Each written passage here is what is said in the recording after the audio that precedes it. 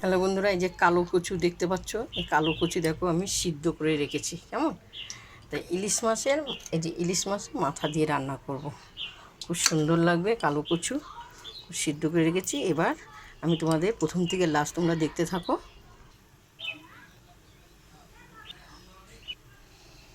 তেলটা আমার গরম হয়ে গেছে, জিরেটে দিলাম, তেজপাতাটা দেওয়া হলো।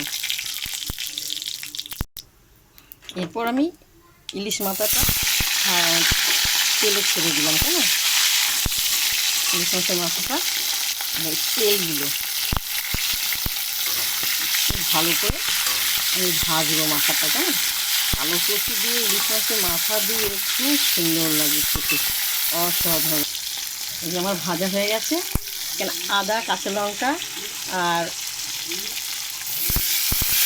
জিরে বাটা, কেমন, তো দিয়ে খুব সুন্দর হবে।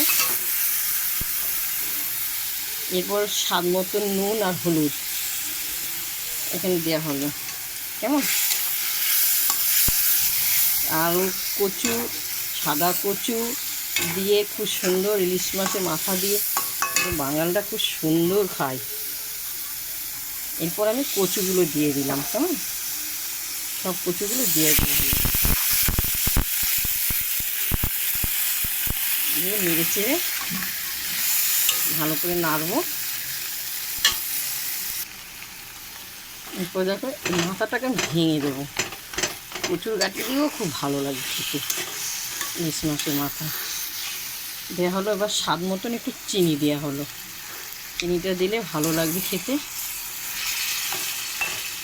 মাথাটা একটু ভেঙে দিই, অপূর্ব।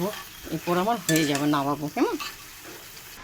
আর বন্ধুরা, দেখেছো কচুর শাক দিয়ে ইলিশ মাছের মাথা দিয়ে রান্না করেছি, দেখতে পাচ্ছ। দেখো ইলিশ মাছের মাথা তোমাদের দেখিয়েছি। তোমাদের যদি ভালো লাগে তোমরা লাইক দিও, শেয়ার করো, কমেন্ট করে জানাবো। অসাধারণ হয়েছে। কেমন? এবার আমরা খেতে বসবো। কালো কচু